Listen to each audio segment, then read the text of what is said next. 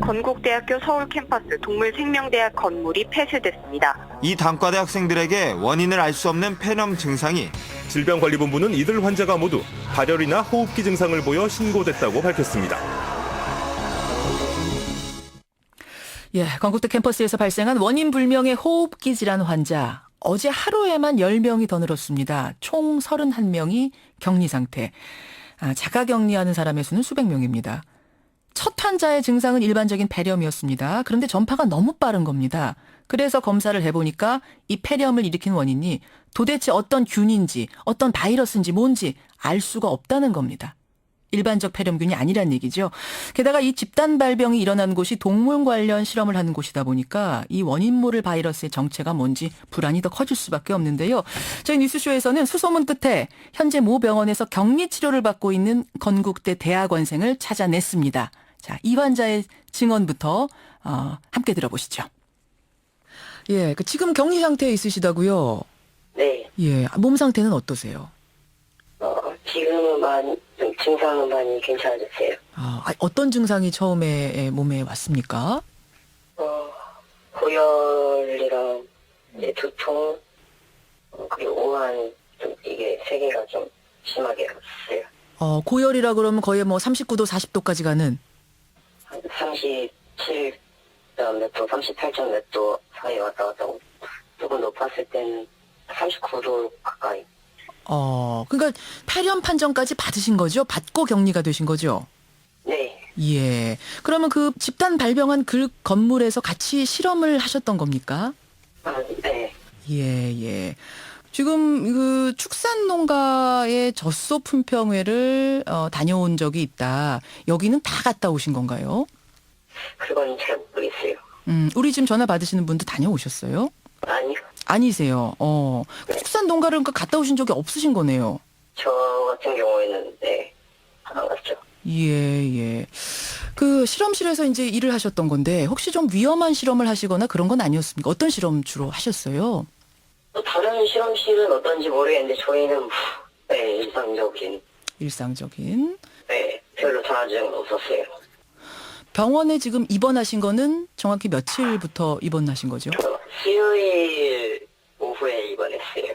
입원하셨고. 네. 처음에 가게 되신 거는 어떻게 어디서 연락이 온 건가요? 학교에서? 아니 그냥 스스로 간 건데. 병원에 그냥 증상이 나타나서 간 건데? 예. 근데 어떻게 바로 격리까지 되셨어요?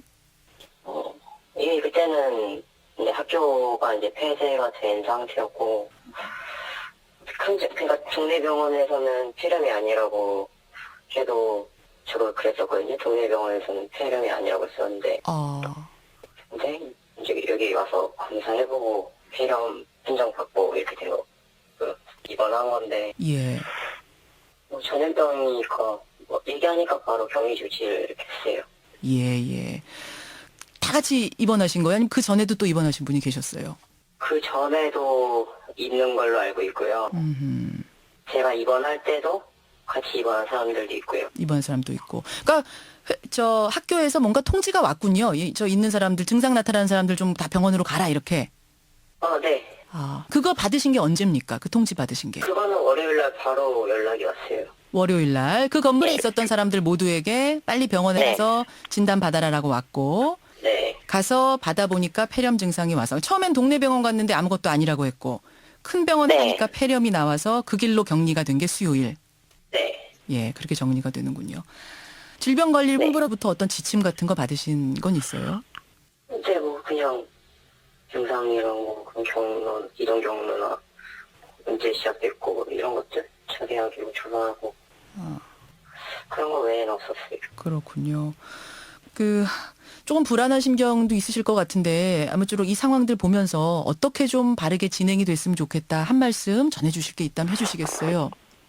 지금 아직 병원 안 간 사람이 좀 많은 걸로 알고 있어가지고 그런 거를 빨리 파악해가지고 사람들이 좀 신속하게 병원을 갈 수 있게 해야 되지 않을까 라고 생각이 드는데 지금 굉장히 좋은 말씀, 중요한 말씀 해주셨네요. 그러니까 그 건물에서 생활을 하던 사람들 중에 아직 병원에 가보지 않은 사람이 있다면 있는 것을 지금 알고 계시는 거죠?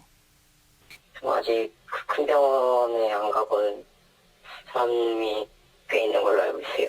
아, 그 친구들, 그 학생들은 좀 빨리 큰 병원으로 가서 정확한 진단을 네. 받아야 하지 않을까, 이게 염려가 되시는 거군요. 네. 예.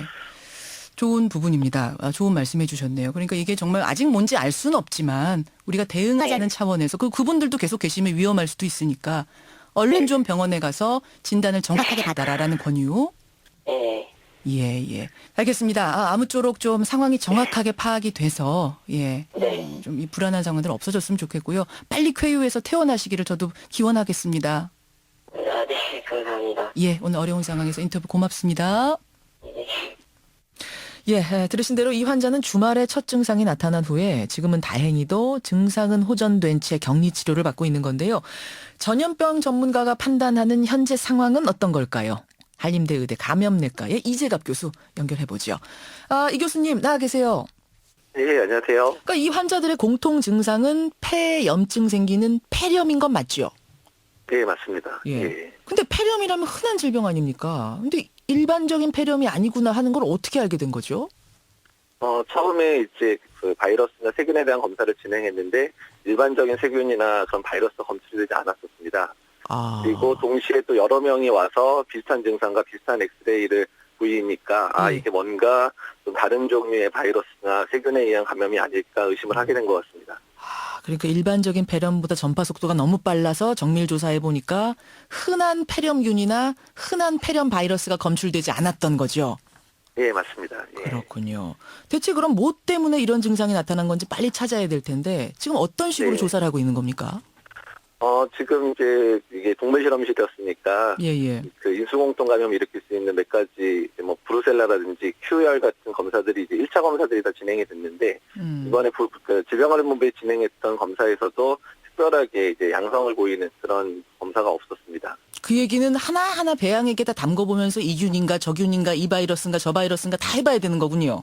예, 그렇게 되는 거죠. 그래서 지금 이제 지금 배양까지 걸리는 시간이 걸리니까 배양은 시행해 놓고 예. 주로 유전자 검사 중심으로 하고 일부 검사는 혈액에 상체가 생기는지 여부를 검사를 한 거거든요. 예. 예. 조심스럽습니다만 이 교수님이 가장 유력하게 보고 있는 건 어떤 원인인가요?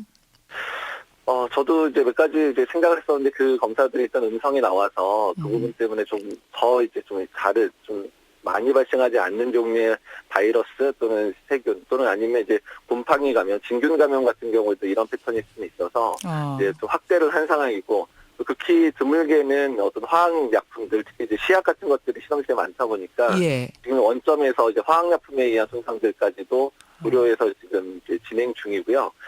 발병하는 패턴이 이제 한꺼번에 몰려서 발병하는 패턴이라 예. 그래서 거기 품평에서 전염돼서 또 사람 간 전파를 일으켜 가능성도 이제 배제하지 않고 역학조사를 하고 있지만 지금의 패턴들은 같은 실험실 공간에 있던 사람이 동시에 어떤 동일한 원인에 의해 노출돼서 발병한 형태가 아닐까 하는 부분도 지금 이제 고민하고 있는 상황이죠. 그러니까 4명의 젖속 분평에 갔다 온 사람들이 뭔가에 옮아서 다른 사람에게 옮겼다고 하기에는 시간차가 그렇게 되지 않는다는 거군요. 거의 동시다발이라는 거군요. 예. 그러면 그렇게 생각하고 있었습니다. 그 앞에 환자분 증언에 따르면은 건물에 머물던 사람 중에 지금 자가격리하고 있지 않은 사람이 상당히 많은 걸로 안다. 이렇게 증언을 했습니다. 네. 근데 이 원인 물질이 어떤 균인지 바이러스인지 뭔지 아무것도 모르는 상황에서 이 건물에 방문했던 사람들은 지금 전부 조심해야 되는 거 아닌가요, 교수님?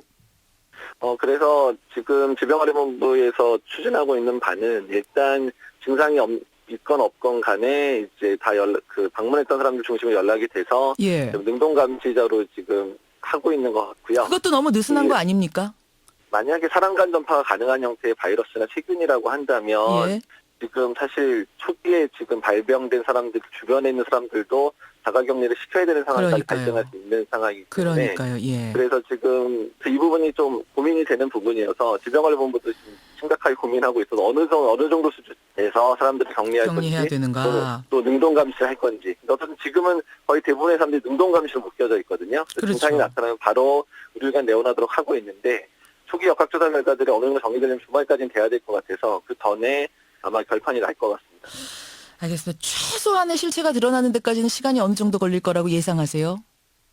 저희는 이제 이런 부분에선 적어도 일주일 이내에는 이제 원인이 드러나야 추후에 방역 대책이나 이런 것도 수립하기 좋기 때문에 때문에 예, 이걸 예. 목표로 해서 지금 진행을 일주일 움직이는 정도. 것 같은데 지금 만약에 좀 희귀한 바이러스나 세균이라든지 아니면 화학물에 의한 손상이라 그러면 예. 2, 3주 이상 걸릴 가능성도 그렇죠. 배제할 수가 없습니다. 배양이 오래 걸리거든요. 검사까지가. 예. 걱정이네요. 예, 여기까지 듣겠습니다. 이재갑 교수님 고맙습니다. 예, 감사합니다. 한림대 의대 감염내과의 이재갑 교수 만났습니다.